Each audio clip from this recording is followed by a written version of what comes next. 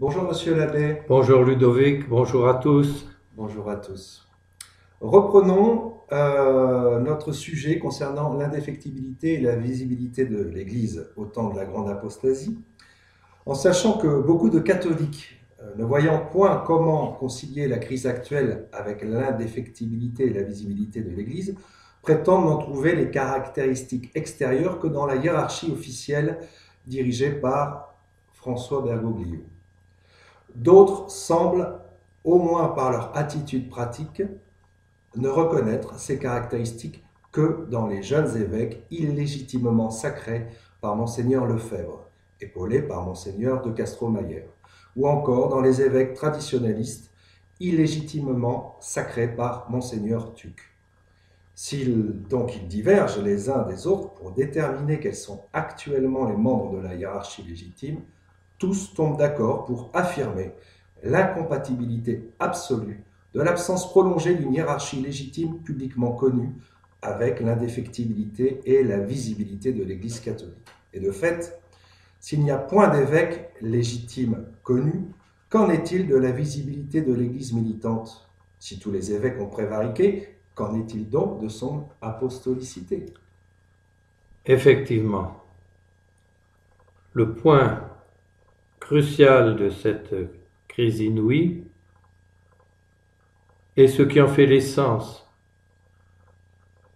d'une gravité exceptionnelle, sans précédent, c'est que de tous côtés où l'on se tourne, elle semble contrarier des données de foi. Et quand ce n'est pas au niveau de la hiérarchie comme c'est exposé de l'autre côté, c'est-à-dire une, une succession visible d'évêques, de prêtres, etc. De l'autre côté, on se demande comment concilier le fait de déclarer que la hiérarchie officielle ou apparente des modernistes qui occupent les lieux, les évêchés, le Vatican, les paroisses, qu'on dit hérétiques, schismatiques, etc., ceux qui ont essayé de résister et qui ont donné des mauvaises mises en avant, des mauvaises raisons pour se dresser contre une hiérarchie qui prétend en même temps légitime et hérétique, et ceux qui sont allés chercher une espèce de pseudo-succession apostolique dans le schisme, eh bien, ne peuvent pas être la hiérarchie catholique. Alors forcément, on va nous demander où était cette hiérarchie catholique. Si ce que vous constatez là est vrai, est-ce que ça ne contredit pas d'autres points qui touchent à la foi de l'Église, à savoir justement l'indéfectibilité et la visibilité de l'Église? Avant de répondre à cette question fondamentale, il convient d'en avoir un aperçu plus complet. Toutes les objections de ce genre se recoupent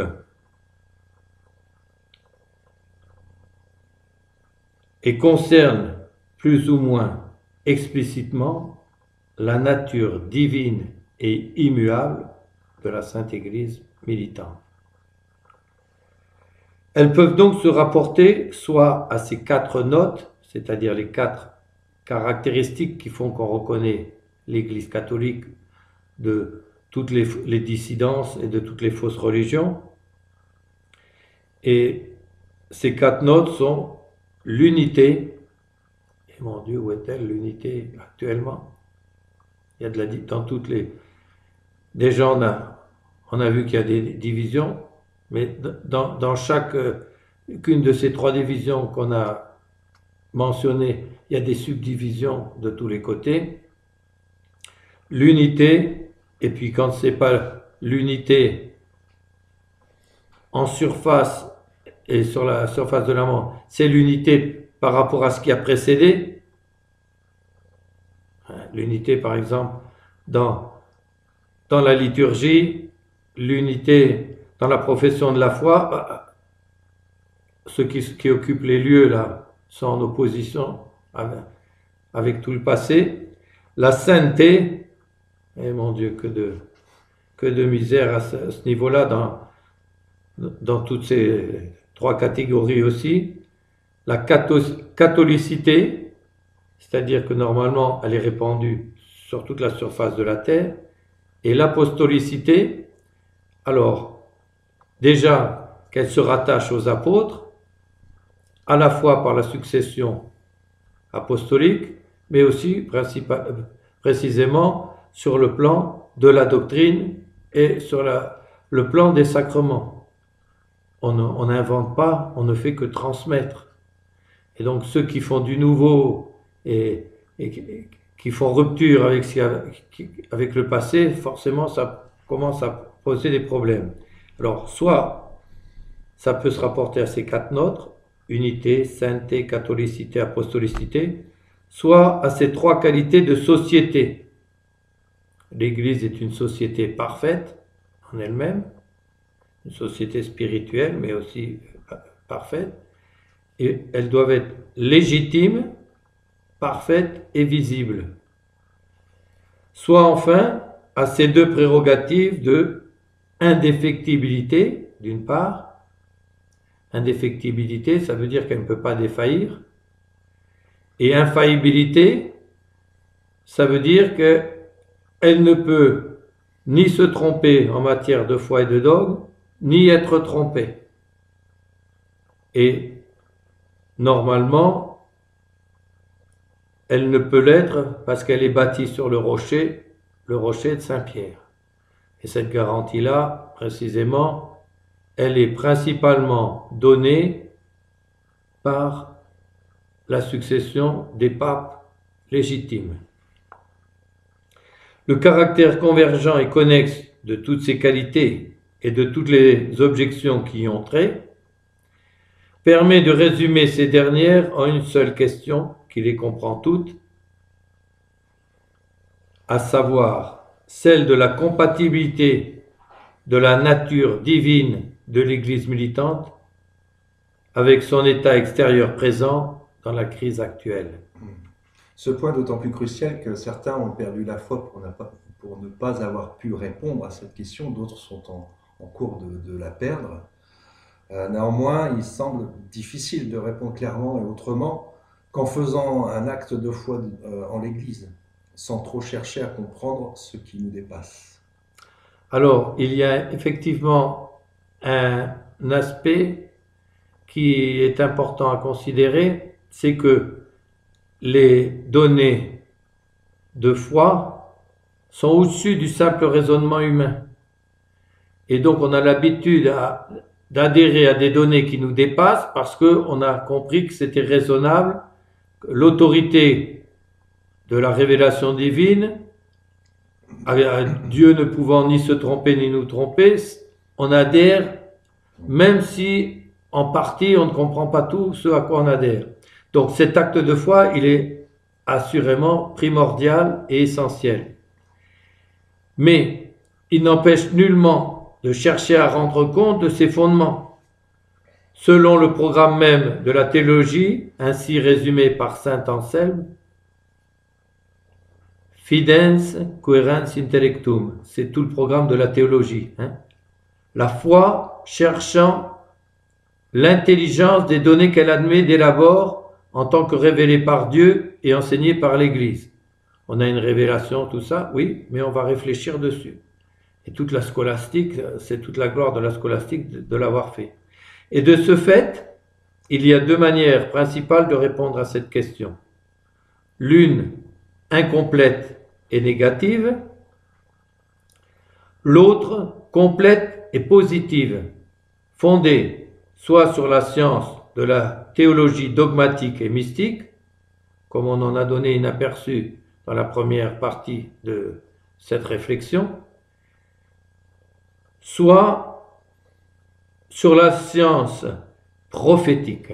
Mais alors, qu'est-ce que vous entendez par négative, réponse négative?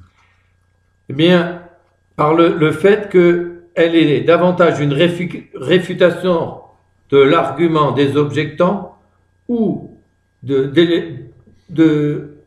d'exposer des réflexions, de réponses aux objections qui peuvent venir des apparences trompeuses, et elle est donc plus, ça va nous conduire à dire davantage ce qui n'est pas, ce que l'Église n'est pas, ce qui n'est pas compatible avec l'Église, que ce à quoi elle correspond exactement dans la crise actuelle. En fait, vous évoquez les objectants qui affirment reconnaître la sainteté et l'infaillibilité de l'Église ou sa doctrine apostolique et sa catholicité en un Bergoglio et les évêques conciliaires, dans les hérésies de Vatican II et le Panthéon d'Assise, ou son unité et sa visibilité dans les évêques lefébristes ou tucistes. C'est de ça dont vous parlez. Oui, effectivement. Elle consiste seulement à leur montrer que, étant donné que les uns et les autres ont publiquement défailli de la foi, en s'opposant en bien des points à l'enseignement de l'Église en matière de foi et de mœurs, ils ne sont donc pas légitimes ni tenants de la foi apostolique ni catholique, etc. Ce n'est donc pas en eux que la foi nous fait reconnaître la nature divine, infaillible et indéfectible de l'Église catholique. Mais de ce fait, si subjectivement vis-à-vis d'eux et de leur façon de résoudre cette question, leur objection se trouve par là balayée, par contre, objectivement parlant, ne se trouve-t-elle pas renforcée? Si, et singulièrement. Cela d'autant plus si l'on sait que les notions d'infectibilité, d'infaillibilité et d'unité reposent principalement sur l'indéfectibilité et l'infaillibilité de la pierre d'angle de l'unité catholique et apostolique qu'est le Saint-Siège romain en la personne du pape. Et voilà une terrible épreuve pour la foi en notre mère, la Sainte Église catholique romaine.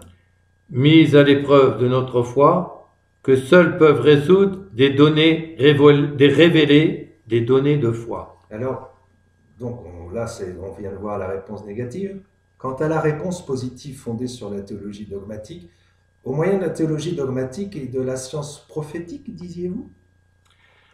Oui, au niveau de la théologie dogmatique, il convient de commencer par la réponse négative, en montrant que toutes les autres explications de la nature de la crise sont fausses et en viennent à s'opposer à la doctrine de l'Église. Car cette réfutation permet de cerner plus précisément où se situe vraiment la mise à l'épreuve de notre foi en l'Église, et prépare ainsi à mieux comprendre les fondements révélés de la réponse positive. Comment montre-t-elle cette épreuve de foi exactement? En faisant éviter l'écueil des fausses solutions. Voulant voir l'apostolicité de l'Église ou la légitimité et l'unité catholique là où elle n'est pas. Cette réponse négative rend manifeste que l'épreuve de la foi se situe dans la compatibilité de la prévarication publique universelle de tous les évêques connus, car on est notamment dans l'église de Chine, il y a une église clandestine, avec la nature indéfectible de l'église et tout particulièrement concernant l'église romaine, c'est-à-dire l'église locale de Rome, qui a toujours été déclarée comme devant rester indéfectible jusqu'au temps de la fin du monde. Oui, la théologie assure en effet que l'Église militante, et par excellence l'Église romaine, doit être indéfectible jusqu'à la fin du monde. C'est pourquoi, devant cette crise étonnante, la science théologique conduit logiquement à envisager soit une solution divine qui nous dépasse, soit que nous soyons entrés dans le temps de la fin du monde. Néanmoins, en attendant l'une ou l'autre, quant au temps présent, devant cette défection universelle des évêques connus, nous sommes en 2021, donc ça a eu lieu il y a 60 ans, comment rendre compte de la visibilité actuelle de l'Église qui lui est une qualité essentielle et donc permanente? Comment justifier que, au moins durant le laps de temps de cette crise, les portes de l'enfer n'ait point prévalu contre l'Église militante. Alors, quant à la visibilité, on peut déjà dire que elle ne peut pas se trouver dans des hérétiques schismatiques publics. On peut aussi répondre qu'elle est visible, on le verra, ou plutôt on l'a déjà vu avec une citation de saint Athanase, en son corps, elle est visible en son corps par ses membres, même s'ils sont réduits à une poignée, comme dit saint Athanase. Les baptisés vivant sur la terre et on le reconnaît par leur profession extérieure et publique de la foi, par les rites et prières publiques qu'ils font. Ça, c'est pour le corps. Et en son âme, par les effets visibles de sanctification, de foi, d'espérance et de charité produits en ses membres. Même si la crise actuelle en voile beaucoup, la manifestation au grand nombre, comme c'était aussi le cas au temps des catacombes. Quand les chrétiens étaient obligés de se cacher, où était le pape, où étaient les évêques? On pensait bien qu'il y en avait et tout ça, mais on les voyait plus, tellement quand la persécution était violente. Ce qui a été montré plus amplement ailleurs et dans d'autres vidéos. Quant à l'indéfectibilité, parce que là on a répondu quant à la visibilité, quant à l'indéfectibilité, on peut envisager la possibilité qu'il y ait des évêques fidèles cachés dans les catacombes des pays communistes, comme cela a été le cas par exemple de l'archevêque de Shanghai, emprisonné pendant 30 ans dans les geôles maoïstes. Donc on aura peut-être des surprises de ce côté-là encore, puisqu'on sait qu'elle existe toujours, cette église clandestine. Il y en a une partie que les modernistes ont essayé de récupérer et ont plus ou moins réussi à récupérer, mais il y en a d'autres qui restent encore cachés. Néanmoins, avant même d'aborder la claire réponse révélée que nous fournit à ce sujet la science prophétique, la théologie mystique nous procure une réponse plus satisfaisante que ces simples données de théologie positive. Et quelle est-elle? Elle consiste en un développement ou approfondissement de la vérité théologique que sainte Jeanne d'Arc a si bellement exprimée avec concision devant ses juges. Du Christ et de l'Église, c'est tout un. Le Christ étant la tête et l'Église son corps mystique. Exactement. Cette unité d'essence implique une unité de vie qui, de fait, n'est pas seulement spirituelle, mais aussi historique.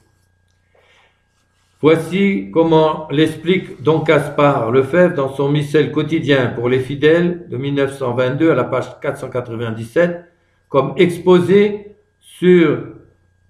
historique du temps après la Pentecôte que je vais vous laisser lire. Depuis les fêtes de la Pentecôte où elle a pris naissance, l'Église reproduit au cours des siècles toute la vie du Christ dont elle est le corps mystique. Jésus, dès son enfance, est persécuté et doit fuir en Égypte, tandis qu'on massacre les saints innocents. L'Église, durant 4 siècles, subit les plus violentes persécutions et doit se cacher dans les catacombes ou dans le désert. Jésus, adolescent, se retire à Nazareth et passe les plus longues années de sa vie dans le recueillement et la prière. Et l'Église, à partir de Constantin, connaît une longue ère de paix. Partout surgissent des cathédrales et des abbayes où résonne la louange divine et où évêques et abbés, prêtres et religieux s'opposent par l'étude et un zèle infatigable à l'envahissement de l'hérésie. Jésus, le divin missionnaire envoyé par le Père dans les régions lointaines de cette terre, commence à 30 ans sa vie d'apostolat. Et l'Église, à partir du XVIe siècle, doit résister aux assauts du paganisme renaissant et répandre dans les parties du globe récemment découvertes l'évangile du Christ. Et de son sein surgissent sans cesse des milices nouvelles et de nombreuses légions de missionnaires qu'elle envoie annoncer la bonne nouvelle par le monde entier. Vous voyez, je lis la dernière partie donc, de cet exposé de Don Lefebvre, c'est la partie qui va concerner ce dans quoi nous sommes plongés. Enfin, Jésus termine sa vie par le sacrifice du Golgotha, bientôt suivi du triomphe de sa résurrection. Et l'Église, à la fin des temps, comme son divin chef sur la croix, paraîtra vaincu, mais ce sera elle qui remportera la victoire. Le corps du Christ, qui est l'Église, à l'instar du corps humain, fut d'abord jeune, et voilà qu'à la fin du monde, il aura une apparence de caducité, dit saint Augustin dans son commentaire du psaume 26. Donc je rappelle ici cet exposé historique du temps après la Pentecôte qui est fait par don Gaspard Lefebvre en 1922. Voilà. Et ça semble être une lumineuse explication. Ce que vous êtes en train de nous dire, c'est que en fait, l'Église suit son maître quant à son destin, c'est-à-dire qu'elle reproduit la passion temporaire de sa tête. Et c'est vrai que ça correspond remarquablement, car notre Seigneur est Dieu, et partant, il est indéfectible et invincible. Les forces infernales ne sauraient jamais, c'est-à-dire pas un seul instant, prévaloir contre notre divin Sauveur. Il l'a montré par ses miracles et ses prophéties, également en jetant à terre la troupe de soldats venant l'arrêter. C'est ce qui nous est révélé en Saint Jean 18, 6. Jésus, qui cherchez-vous? Jésus de Nazareth, c'est moi. Ils reculèrent et tombèrent tous à terre. Notre Seigneur veut être arrêté, il va se laisser arrêter, mais il montre d'abord, si je voulais, vous êtes tous à terre, je peux m'en aller avec mes disciples, je peux vous paralyser à terre le temps que je sois parti. Donc, il les laisse se relever et il les laisse se prendre. Et c'est ce qui décourage le plus les apôtres, parce que Saint Pierre était prêt à tirer l'épée du fourreau pour les...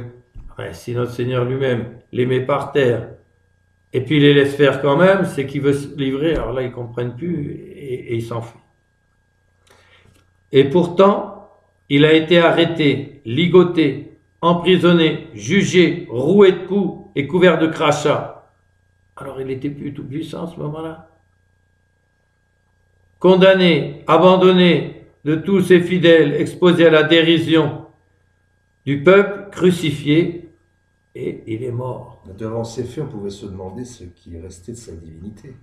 Très juste. Néanmoins, si ses disciples avaient compris les annonces prophétiques décrivant tout cela en détail, et c'est ce qui a été montré dans le livre 3 de ma collection Consummatum Est, qui est donc comme une chaîne d'or des pères qui explique les passages des Écritures, et pour la Passion, c'est tous les détails y sont.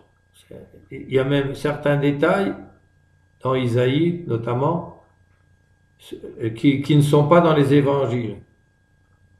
Par exemple, qu'on lui a arraché la barbe, ça n'y est pas. Qu'on lui a tapé avec le plat des lances, ça n'y est pas non plus. Et il y a d'autres détails. Et il y a même, dans le chapitre 53 d'Isaïe, la description de l'homme de douleur et la raison pour laquelle il a voulu passer par cette passion, qui est évidemment le salut des humains. C'est tout exposé dans Isaïe, tout ça. S'il s'était souvenu de ces éclatants miracles, quelques jours avant, il a ressuscité Lazare, qui sentait déjà, disait sa sœur, Marthe, Seigneur, ça fait 4 jours, ça sent déjà. Marthe, vous ne faites pas confiance. Est-ce que je vous ai pas dit que vous verrez la gloire de Dieu? Et si surtout il n'avait pas fait la sourde oreille à notre Seigneur, leur prédisant à plusieurs reprises et de façon explicite, le Fils de l'homme sera arrêté, mis à mort. Et il leur avait aussi donné à entendre tout de suite qu'il ressusciterait peu après. Alors, voici les passages que vous pourrez vérifier. Marc 10, 32, 34, Matthieu 20, 17, 19 et Luc 18, 31, 34. Alors, si s'était souvenu de tout cela, tous seraient restés confiants et fidèles comme Notre-Dame, même si apeurés, ça c'est normal, et très éprouvés aussi, et un glaive de douleur percera votre cœur, et la Sainte Vierge, combien elle a souffert à ce moment-là.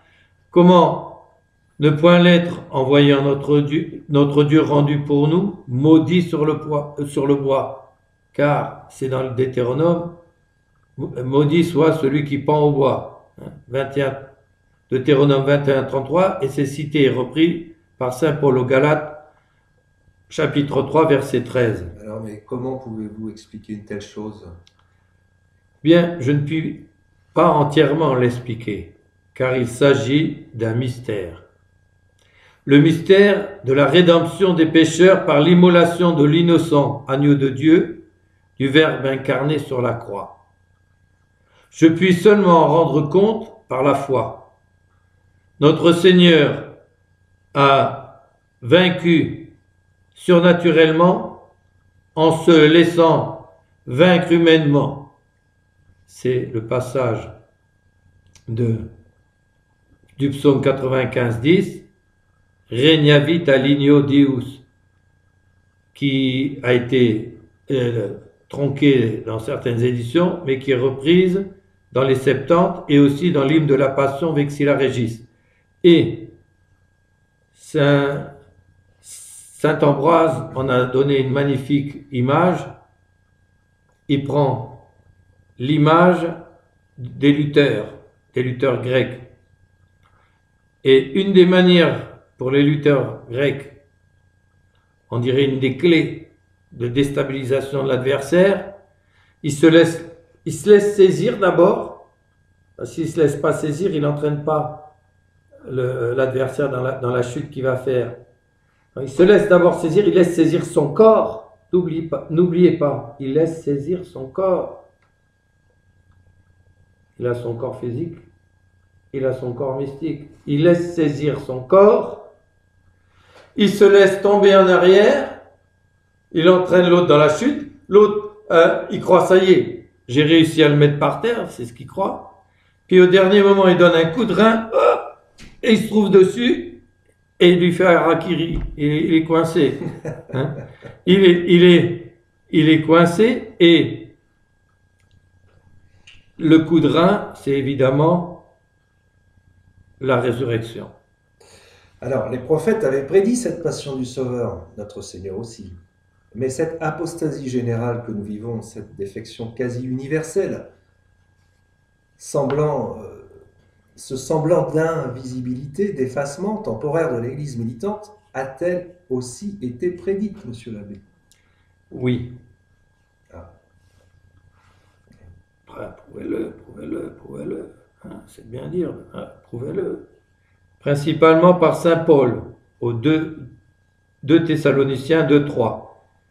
Elle est explicitée par saint Thomas, qui expose le sens de cette apostasie comme étant la perte quasi générale de la foi, et on va voir pas seulement de la foi individuelle, mais de la foi aussi de tous les peuples, à laquelle notre Seigneur faisait allusion dans l'Évangile, en Luc 18:8.